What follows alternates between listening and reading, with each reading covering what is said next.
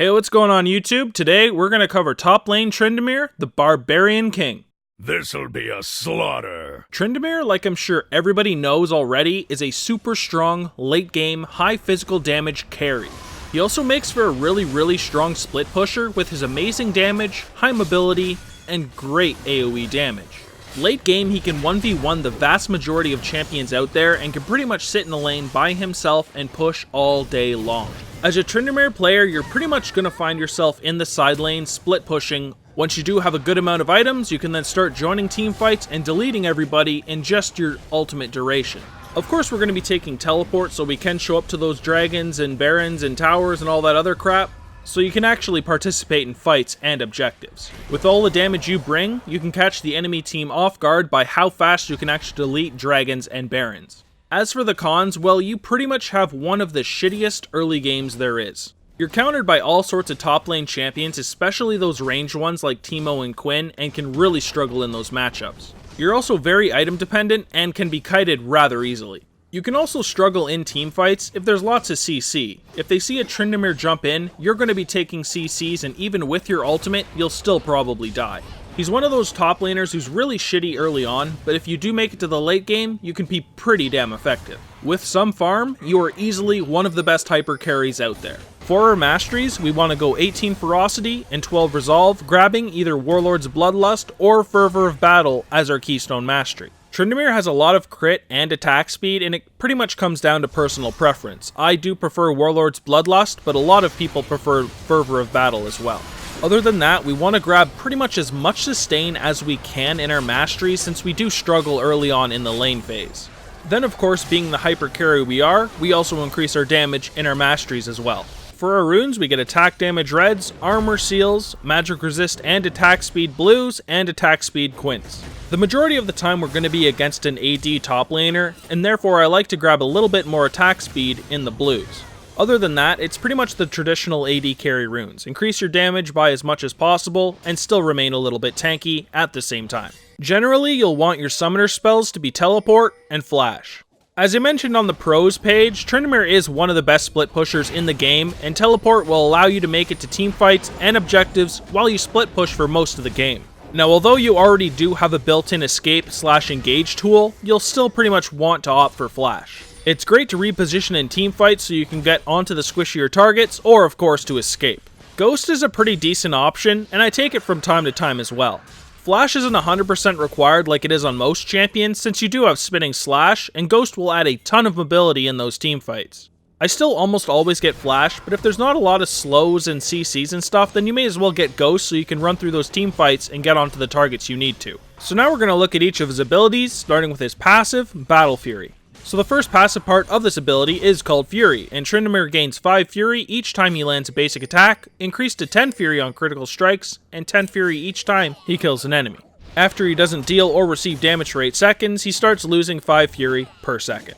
So what the hell does Fury do? Well, Battle Fury, the second part, Tryndamere gains 0.35% critical strike chance per point of Fury he has, which of course would be up to 100, so if you multiply 0.35 by 100, you get 35% critical strike chance at max Fury. So that's a pretty solid passive. You attack insanely fast, and it takes almost no time to get to 100 Fury, so it's pretty much 35% critical strike chance in teamfights and in lane and shit. Because of this passive, you can have just a Phantom Dancer and an Infinity Edge and still be over 80% chance to crit. That's crazy. Overall, it's just a really strong passive, which adds a lot of damage. So now for your bread and butter ability, your Q, Bloodlust. So for the passive, Tryndamere permanently has bonus attack damage and gains additional bonus attack damage per 1% of his missing health. The bonus AD base is between 5 and 25 AD based on the rank, and the bonus AD per missing health is between 0.15 and 0.35 AD.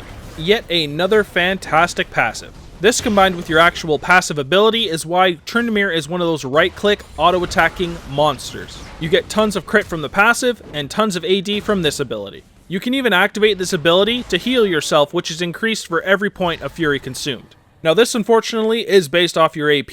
The minimum heal is between 30 and 70 plus 30% AP, and the heal per Fury is between 0.5 and 2.3 plus 1.2% AP. Now even though it is based off your AP, this can still save you in so many different situations. If you're in an ultimate and you have all sorts of different dots on you that would kill you as soon as the ultimate ended, you can then activate your Q to gain just a little portion of health, so you'll actually live. It also gives you some nice sustain in lane. Since most champions can bully the crap out of you, having this heal that you can use over and over again is pretty frigging nice. By far your best basic ability, which is why we max this one first. Next up is your W, Mocking Shout. When you activate this ability, you reduce the attack damage of all nearby enemies for 4 seconds and slow targets who have their back turned to you for that duration. The attack damage reduction is actually pretty nice. It's between 20 and 80 AD, and the slow is between 30 and 60%.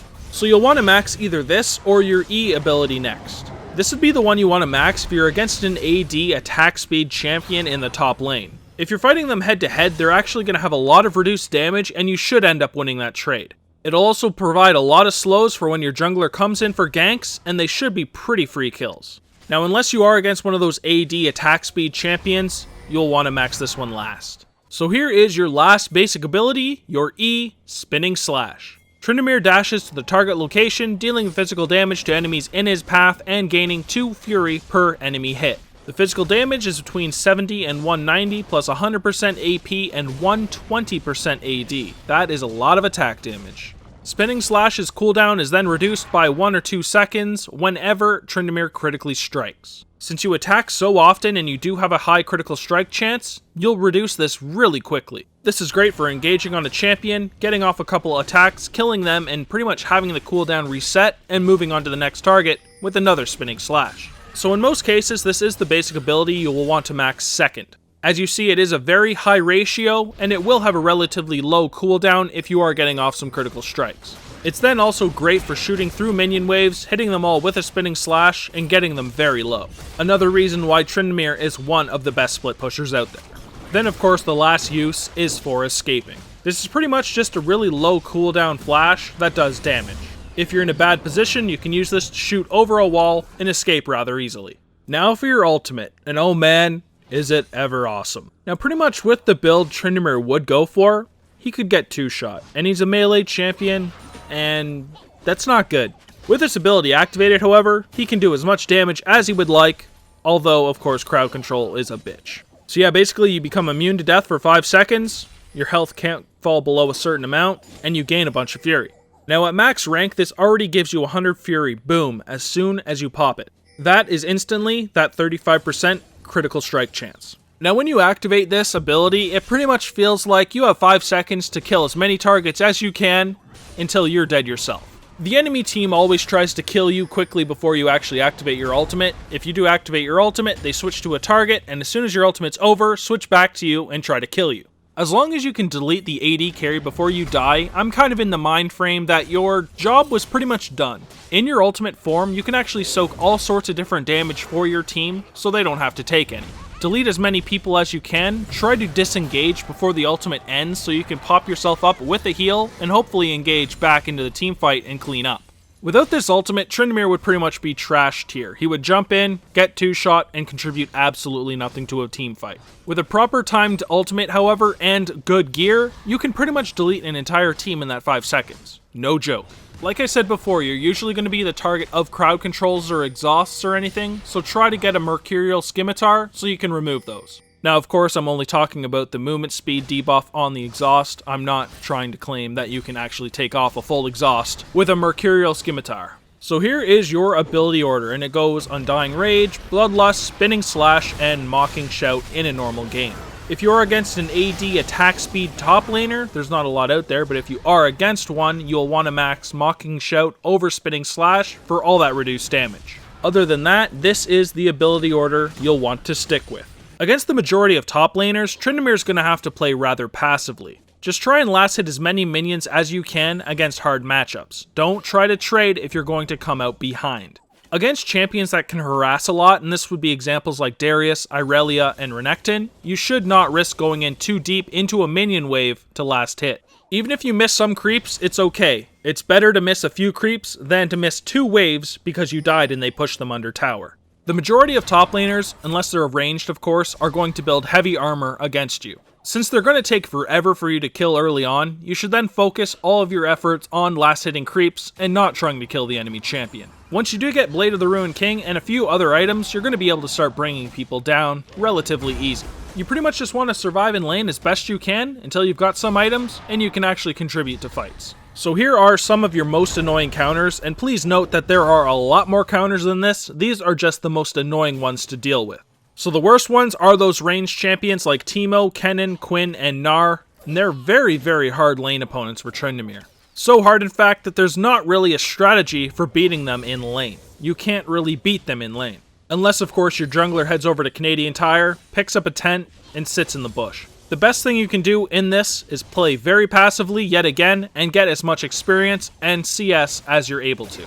Use teleport to make farming easier and make sure you start with Doran's shield to reduce all of that frigging poke that they put out. The one thing you have to keep in the back of your mind when you are getting shit on in this matchup is that you're going to outscale the shit out of them later on. I was actually playing top lane Tryndamere the other day against a Teemo. I hated my life for the entire thing. I actually had a score of like 13, 3, and 11, but I still was pissed after that game. Nothing tilts like a fucking Teemo player. At least if you do have a decent lane phase, you can easily carry your team, whereas they can't really. If you end up in the situation where you fall way behind and you can't even sit in the lane without dying, just take some jungle or start roaming for objectives. It's not worth sitting in lane just to die over and over again and feed a character. Don't do that. There's absolutely no point. Just go take objectives, help your team take towers, and be somewhat effective for your team. Alright, so last but not least is the item build. So for the starting items, you can take either a longsword in pots, Doran's shield in a pot, or a Doran's blade in a pot. I pretty much just stick with the first two. If I'm going to have a rough matchup, I take the Doran's shield, and if not, take the longsword in pots. For our core build, we take a Phantom Dancer, Berserker Greaves, and Blade of the Ruined King. This gives you a ton of damage, lots of attack speed, some crit, and some great movement speed, of course, in boots, and even Phantom Dancer. After just this core, you're going to have some great sustain and damage, and you're going to be able to start 1v1ing champions pretty often. I almost put Infinity Edge into the core, but I don't always take it. It is one of my favorite items, and I pretty much always do take it, but sometimes I can't afford to. For the other offensive items, Static Shiv is a great replacement over Phantom Dancer if you want some more wave clear, Youmuu's is always great for that movement speed activate, and then LDR and Mortal Reminder, great for getting through armor. Last would be the Bloodthirster, great for some more lifesteal, damage, and the nice passive shield it gives. For defensive items, well, Maw is always a great pickup on an AD champion, since it still adds some damage into your build. Mercurial Scimitar is probably the best defensive item though, because you will be taking CCs unless there's none on the enemy team. Then we have some great armor items in the Dead Man's Plate and Randuin's, and some great magic resist from a Spirit Visage. It also increases the healing from your Q.